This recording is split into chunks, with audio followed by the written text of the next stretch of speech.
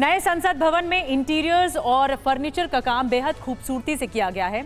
इसके पूरा करने वाले नरसी कुलासरा से हमारे संवाददाता पंकज झा ने खास बातचीत की है।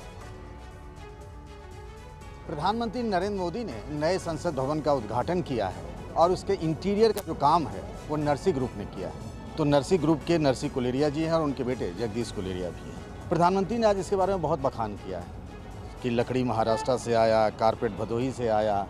ये जो आपने इंटीरियर बनाया है उसमें क्या खास है ऐसा जो आपको लगता है कि सिग्नेचर है? वो ये इंटरनेशनल स्टैंडर्ड का फर्नीचर बनाया हमने, क्योंकि ये इसका डिज़ाइन भी बहुत अच्छा है। आज से 15 महीना पहले जब हमारे पास में टाटा ने ये ऑर्डर टाटा ने हमको दिया था, तो वो समझ के, क्योंकि हमें भी, मैं इस लाइन में 35 से 40 साल में हूँ, क्योंकि ये आम आदमी की बस की बात नहीं इस टाइप का फर्नीचर बनाना।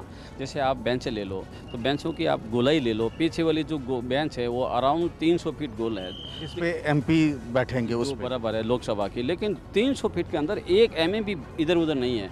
तो फाइनली मैं मोदी जी को धन्यवाद देता हूँ कि आज ये अमृत महोत्सव में ये तो एक शुरुआत है पार्लियामेंट का, जहां हज़ारों लोगों को रोज़गार आज हमारी फर्नीचर इंडस्ट्री को मिल रहा है, और ऐसे आगे इसमें सेंट्रल वेस्टा में हज़ारों और लोगों को रोज़गार मिलेगा। एक तरफ नए संसद भवन का उद्घाटन हो रहा था तो दूसरी तरफ विपक्ष इसके विरोध में उतरा हुआ था। सबसे पहले आरजेडी के एक ट्वीट से हंगामा मचा। आरजेडी ने नए संसद की तुलना ताबूत से कर दी। नए संसद भवन का उद्घाटन होते ही इसको लेकर शुरू हुई सियासत अपने चरम पर पहुंच गई। आरजेडी ने नए संसद भवन की तुलना ताबूत से कर दी है। आरजेडी के ट्विटर हैंडल से 2 तस्वीरें ट्वीट की गई। पहली तस्वीरें ताबूत की हैं, तो वहीं दूसरी तस्वीरें संसद भवन की, जिसमें लिखा था ये क्या है। मैं तो कहा कि ताबूतीकरण करने की प्रयास है। इस प्रयास पर मेरा सवाल है और इसी सवालों को लेकर के हमने प्रतीक चिन्ह लगाया है। वहीं जेडीयू ने बीजेपी पर छुआछूत की राजनीति करने का आरोप लगाया।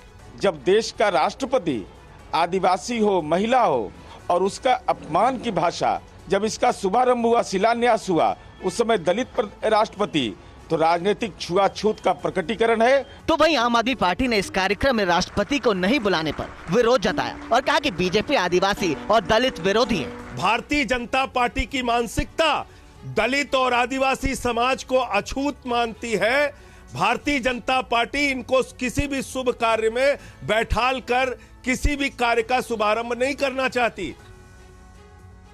और संसद की तुलना ताबूत से करने पर बीजेपी ने कड़ी प्रतिक्रिया दी है। शाहनवाज हुसैन ने कहा कि ये आरजेडी के ताबूत की आखिरी कील है, तो सुशील मोदी ने कहा कि ऐसे लोगों पर देशद्रोह का केस दर्ज होना चाहिए।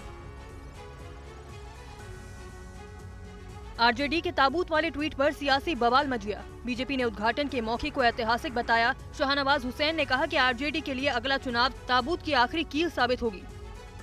वीर के साथ ताबूत की फोटो लगाकर देश का अपमान करने का काम किया है, संसद का अपमान करने का काम किया है। 2024 के लोकसभा के चुनाव में इसी ताबूत में बिहार की जनता आरजेडी को डाल देगी, क्योंकि उसको ताबूत ज्यादा पसंद है। बीजेपी सांसद सुशील कुमार मोदी ने आरजेडी के ट्वीट को घटिया बताया और कहा कि ऐसे लोगों पर देशद्रोह का मुकदमा दर्ज किया जाना चाहिए।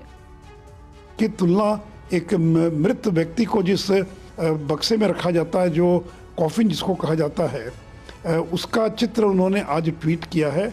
ऐसे लोगों पर तो देशद्रोह का मुकदमा दर्ज किया जाना चाहिए। आरजेडी के ट्वीट पर बीजेपी प्रवक्ता ने भी प्रतिक्रिया दी और ट्वीट में लिखा कि 2024 में जनता इन्हें इसी ताबूत में गाड़ देगी।